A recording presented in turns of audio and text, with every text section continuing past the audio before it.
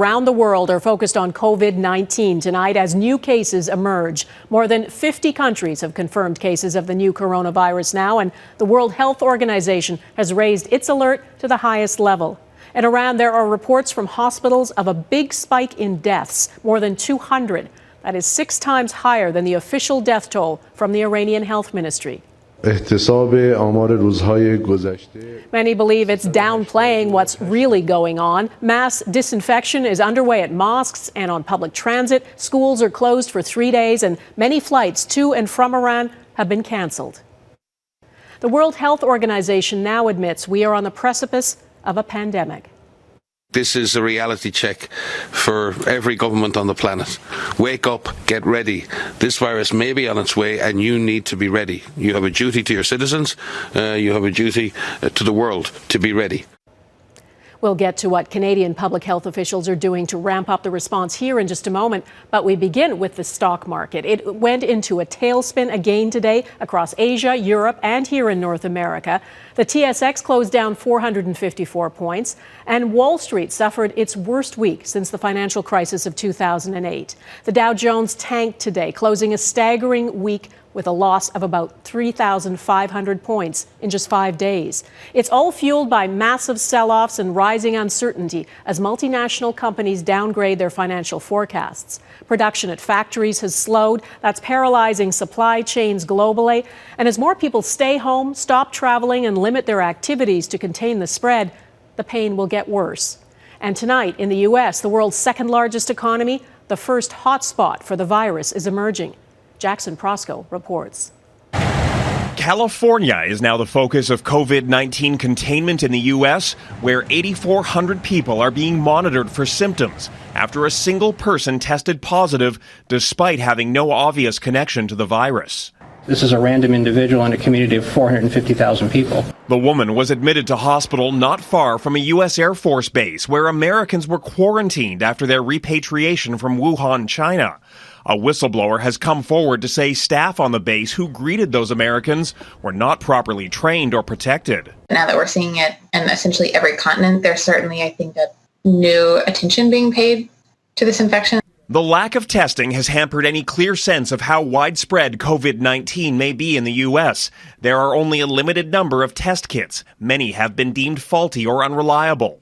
It's going to disappear. One day it's like a miracle. It will disappear. Yet the Trump administration continues to downplay the risk. The reason you're saying so much attention to it today is that they think this is going to be what brings down the president. Even as public health officials have warned the situation remains grave. Amazon instructed their employees to halt all non-essential travel.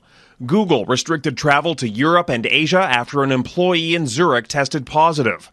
Around the world, jittery markets continued their dive over fears of a crippling economic slowdown.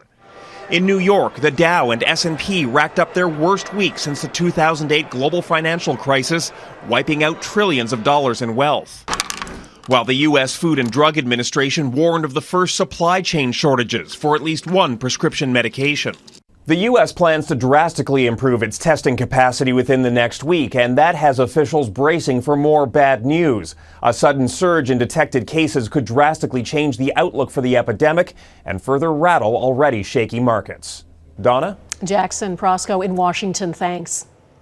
We keep reporting the number of confirmed cases as a measure of how this virus is spreading, but it's not giving the full picture. The only way to confirm a case is to test. No test, and you potentially leave human-to-human transmission unchecked.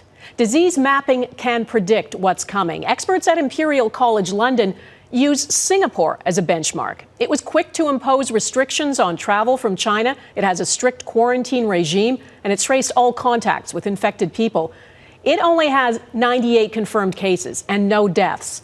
So based on what happened there and looking at travel patterns from the origin of the outbreak in China, they estimate about 2/3 of cases worldwide remain undetected.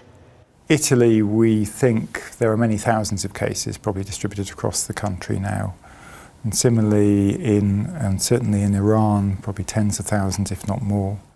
Many are likely people with mild or possibly no symptoms. But look at China. Some there are developing serious respiratory illnesses and dying. Not just the elderly and people with underlying health conditions. The mortality rate is uncertain, but COVID-19 does appear to be more deadly than the seasonal flu, and no one has immunity to it.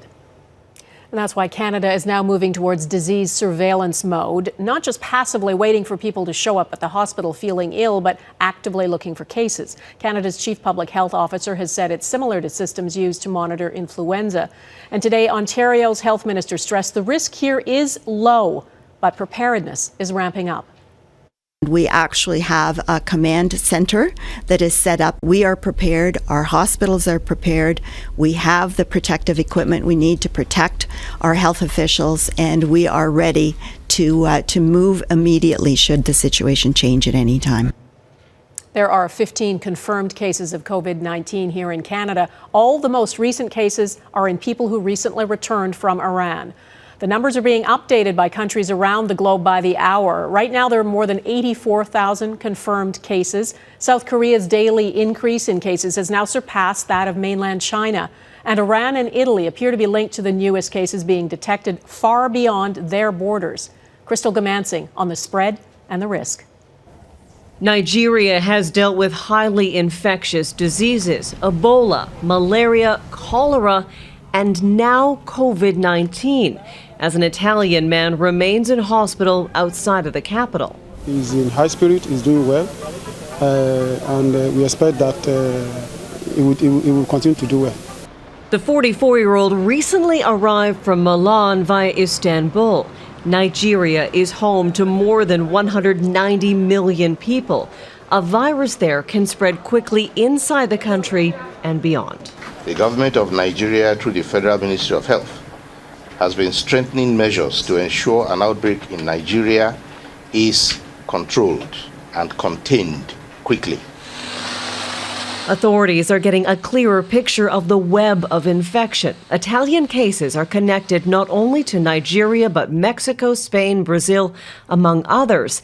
Canadian cases can be traced to Iran. And then there's South Korea. A religious sect there has asked the public to stop persecuting followers. More than half of South Korean cases emerged after church members traveled to Wuhan. The World Health Organization is vigilant but still restrained in its language. If we say there's a pandemic of coronavirus, we're essentially accepting that every human on the planet will be exposed to that virus. The data does not support that. Meanwhile, as cases mount and the concern grows, COVID-19 has claimed the life of the first Briton, a man who had been quarantined on the Diamond Princess cruise ship.